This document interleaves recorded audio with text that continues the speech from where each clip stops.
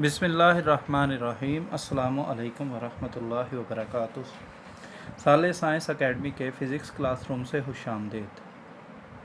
मैं हूं उज़ैर अहमद और आज के इस वीडियो लेक्चर में हम क्लास 10th की फ़िज़िक्स का आगाज़ करेंगे। आज क्लास 10 की फ़िज़िक्स का लेक्चर नंबर 1 है और जो टॉपिक आज हम इस लेक्चर के अंदर कवर करेंगे वो है motion of a mass attach to a spring. इस टॉपिक को कवर करने के लिए जो सब टॉपिक्स हम यूज़ करेंगे वो सबसे पहले हम देखेंगे कि वाइब्रेटरी मोशन से क्या मुराद है, what is meant by vibratory motion of a body. उसके बाद हम रेस्टोरिंग फोर्स की तरफ जाएंगे और ये देखेंगे कि रेस्टोरिंग फोर्स क्या होती है और फिर सिंपल हार्मोनिक मोशन को डिफ़ाइन करेंगे और लेक्चर के आखिर में हम सिंपल हार्मोनिक मोशन की एक एग्ज़ाम्पल मैस स्प्रिंग सिस्टम को देखेंगे जो कि motion of mass attach to a spring होती है। आइए आगे चलते हैं और सबसे पहले डिफ़ाइन करते हैं वाइब्रेटरी मोशन को, रेस्टोरिंग फोर्स को और सिंपल हार्मोनिक मोशन को।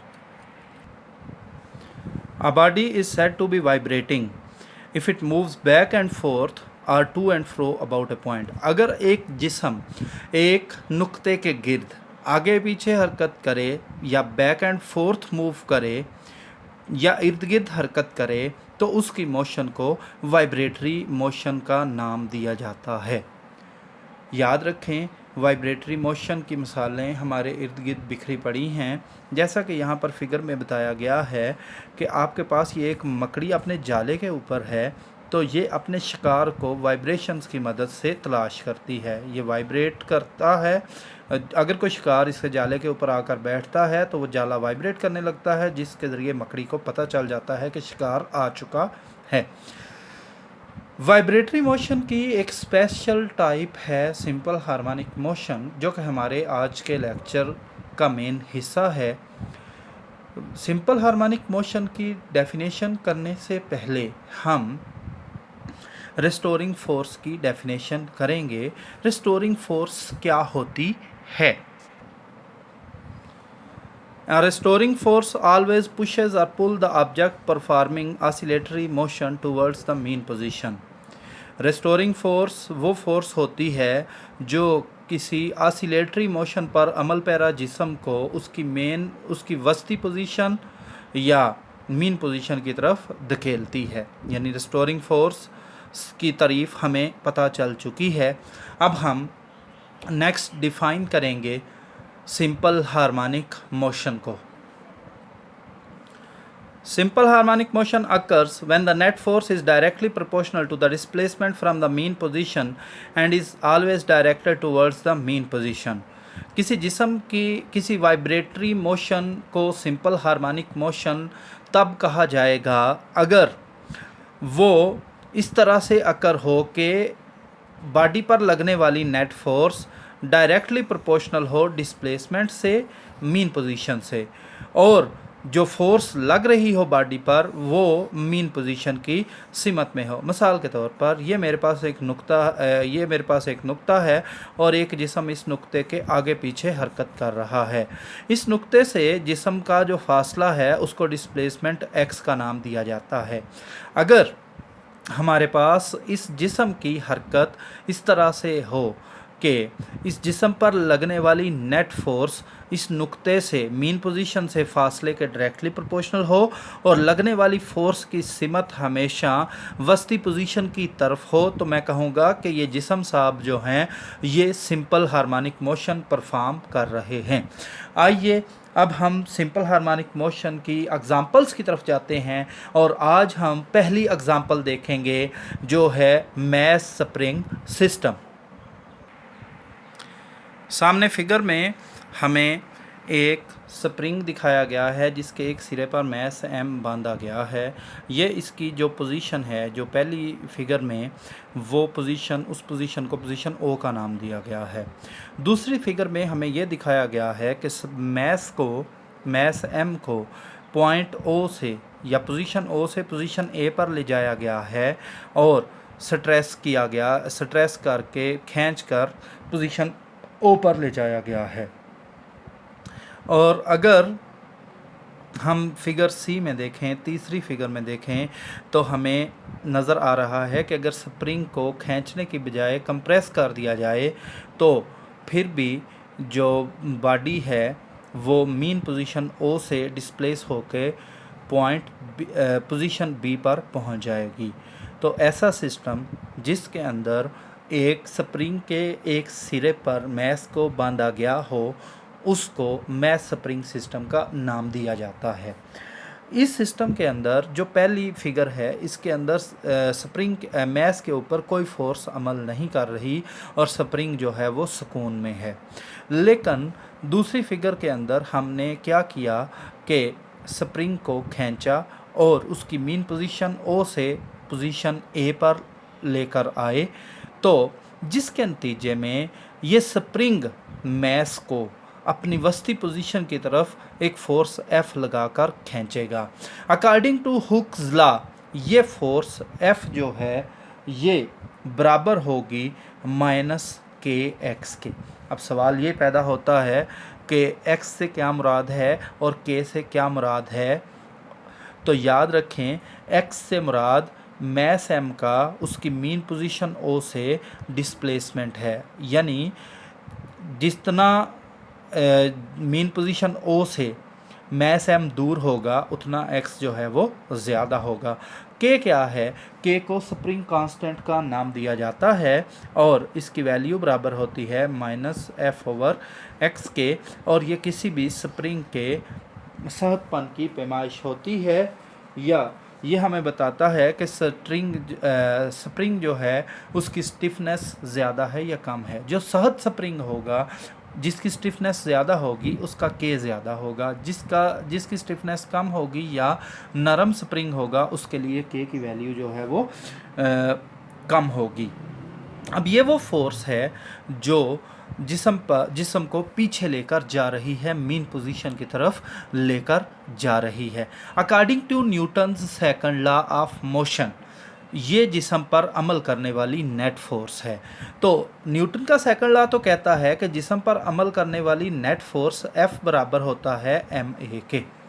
तो अब अकॉर्डिंग टू हुक्स लॉ जो फोर्स हकीकत में लग रही है वो -kx है, लेकिन न्यूटन के कानून के मुताबिक अगर मैस m में एक्सेलरेशन a है तो जो फोर्स है उसको ma से भी डिनोट किया जा सकता है, और ये दोनों फोर्सेस एक ही फोर्स के दो पहलू हैं, लिहाजा हम दोनों को इक्वेट कर लेते हैं। हम कह सकते हैं कि ma बराबर है -kx के, और अगर मैं इसी इक्वेशन से जो है वो a की वैल्यू निकालूं तो मेरे पास आ जाता है -k/m × x।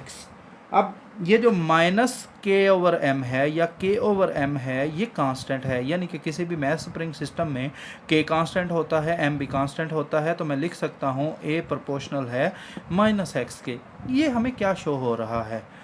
a प्रोपोर्शनल है -x के। यहाँ पर मैं एक और चीज़ भी ऐड करना चाहूँगा, जैसा कि हम Newton second law of motion से जानते हैं कि एक्सेलरेशन फोर्स के डायरेक्टली प्रोपोर्शनल होता है, अमल करदा फोर्स के डायरेक्टली प्रोपोर्शनल होता है, तो लिहाजा मैं ये भी लिख सकता हूँ कि F is directly proportional to -x।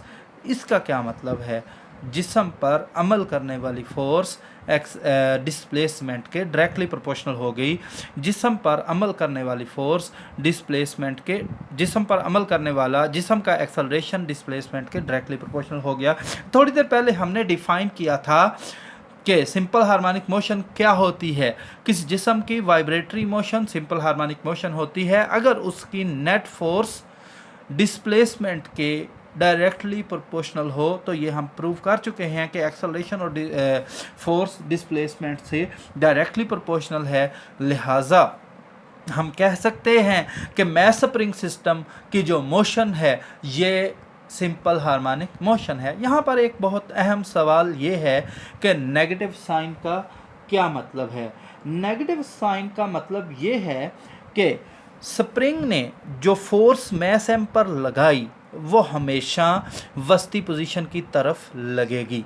अब इसका मतलब क्या है? इसका मतलब ये है कि अगर आपने स्प्रिंग को दाएं तरफ खींचा था तो वस्ती पोजीशन आ गई बाएं तरफ, तो ये रेस्टोरिंग फोर्स जो है वो बाएं तरफ अमल करेगी। इसके बरक्स अगर आप पोजीशन बी की बात करें तो इसमें स्प्रिंग जो है, मैस एम जो है वो वस्ती पोजीशन ओ से दाएं तरफ है, तो अब वस्ती पोजीशन जो है वो इसके दाएं तरफ है, लिहाजा जब वो पॉइंट बी पर जिस्म होगा तो रेस्टोरिंग फोर्स वस्ती पोजीशन एफ पर लगेगी, आगे की तरफ लगेगी। आइए हम मज़ीद इस मोशन को एनालाइज करते हैं, सिंपल हार्मोनिक मोशन की सिंपल मैस स्प्रिंग सिस्टम की मोशन को एनालाइज करते हैं।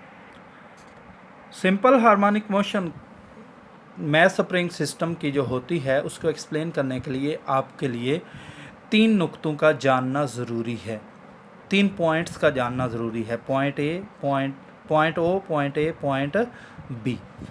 पॉइंट ए वो नुक्ता होता है जिस पर आप खींच कर लाते हैं मैस को, ओ वो नुक्ता होता है जो वस्ती पोजीशन होती है, और बी नुक्ता अपोजिट साइड पर जब स्प्रिंग को आप छोड़ते हैं तो वो जहाँ पर जाकर रुकता है उसको पॉइंट बी का नाम दिया जाता है। अब आगे चलते हैं और बात करते हैं। सबसे पहले जब जिस्म वस्ती पोजीशन ओ पर था, इस पर कोई फोर्स अमल नहीं कर रही थी, तो ये रेस्ट में था। हमने इसको खींचकर नुक्ता ए पर लाए, जिस्म को खींचकर नुक्ता ए पर लाए, जिसके नतीजे में स्प्रिंग ने मैस एम पर फोर्स लगानी शुरू कर दी, रेस्टोरिंग फोर्स एफ लगानी शुरू कर दी, जिसकी वजह से जिस्म जो है वो वस्ती पोजीशन ओ की तरफ हरकत करने लग गया। हम थोड़ी देर पहले ये बात देख चुके हैं कि F is directly proportional to negative X. इसका मतलब है कि रिस्टोरिंग फोर्स एक्स के डिस्प्लेसमेंट एक्स के डायरेक्टली प्रोपोर्शनल होती है। अब जूं जूं जिस्म ए से ओ की तरफ गया, एक्स की मिकदार कम होती गई, और इसका मतलब है कि ए से ओ की तरफ जाते हुए जिस्म पर अमल करने वाली रेस्टोरिंग फोर्स कम होती जाएगी, यहाँ तक कि जिस्म पॉइंट पोजीशन ओ पर दोबारा से पहुँचेगा तो डिस्प्लेसमेंट ज़ीरो हो जाएगा, जिसका मतलब है रेस्टोरिंग फोर्स भी ज़ीरो हो जाएगी। लेकिन जिस्म रुकेगा नहीं। ऐसा क्यों है? ऐसा इसलिए है कि जिस्म अपने इनर्शिया की वजह से यहाँ पर नहीं रुकेगा, बल्कि थोड़ी दूर आगे जाकर रुकेगा, जिसको पॉइंट बी का नाम देंगे। स्प्रिंग जो है वो कंप्रेस हो जाएगी। अब क्या स्प्रिंग जिस्म बी पर रुका रहेगा? ऐसा भी नहीं होगा। ऐसा क्यों नहीं होगा? क्योंकि अब भी चूँकि ये वस्ती पोजीशन से डिस्प्लेसमेंट आ चुका है, इसका ओ से बी के दरमियान जो डिस्प्लेसमेंट है उसकी वजह से एक रेस्टोरिंग फोर्स अमल करना शुरू कर देगी जो जिस्म को आगे की तरफ लेकर जाएगी, और जूँ जूँ वो पोजीशन ओ की तरफ आएगा इसके ऊपर लगने वाली फ़ोर्स कम होती जाएगी, पोजीशन ओ पर उस पर लगने वाली फ़ोर्स ज़ीरो हो जाएगी। लेकिन जिस्म जो है वो इनर्शिया की वजह से पॉइंट पोजीशन ए पर जाकर रुकेगा। नतीजा ये निकलेगा कि हमारा जो स्प्रिंग है वो ओ से ए से ओ और ओ से बी, बी से ओ, बी और ओ से ए के दरमियान वाइब्रेट करता रहेगा, लगातार वाइब्रेट करता रहेगा, अगर इसको फ्रिक्शन की फोर्स रोक ना दे तो। आइए वेलोसिटी की बात कर लेते हैं। जैसा कि हम देख सकते हैं कि जिस्म ए और बी को इंतहाई पोजीशंस का नाम दिया जाता है, नुक्ता ओ को वस्ती पोजीशन का नाम दिया जाता है। ए नुक्ता जो है, जो पॉइंट ए है हमारे पास, इस पर जिस्म रुका होता है। जो पॉइंट बी है हमारे पास, इस पर भी जिस्म रुका होता है। तो इसका मतलब है इन दोनों पॉइंट्स पर जो स्पीड होती है ये ज़ीरो होती है जिस्म की। और जो वस्ती पोजीशन है इसमें इस पर जिस्म की स्पीड मैक्सिमम होती है, दरमियान में स्पीड क्या होती है? मैक्सिमम होती है। तो हम देख सकते हैं कि हमारे पास मैस स्प्रिंग सिस्टम की वजाहत मुकम्मल हो चुकी है। एक चीज़ बाकी है, हमने अभी बात की कि चूँकि मैस स्प्रिंग सिस्टम की मोशन एक ऑसिलेटरी मोशन होती है, तो याद रखें जहाँ भी ऑसिलेटरी मोशन या वाइब्रेटरी मोशन होगी उस मोशन का कोई ना कोई टाइम पीरियड होगा। टाइम पीरियड कैलकुलेट करने का फार्मूला है T बराबर 2π²√m/k। अगर को मैस m है, स्प्रिंग कांस्टेंट k है, तो हम इसका टाइम पीरियड इस फार्मूले की मदद से मालूम कर सकते हैं। इसके साथ ही आज के लेक्चर का अख्ताम होता है। क्लास 10 में न्यू आने वाले स्टूडेंट्स के साथ ये लेक्चर ज़रूर शेयर करें और साले साइंस एकेडमी का फेसबुक पेज और यूट्यूब चैनल सब्सक्राइब करें ताकि आपको हर नए लेक्चर की बरवक़्त इत्तला मिल सके। उज़ैर अहमद की तरफ से नेक्स्ट लेक्चर तक आप सबको अल्लाह हाफिज़।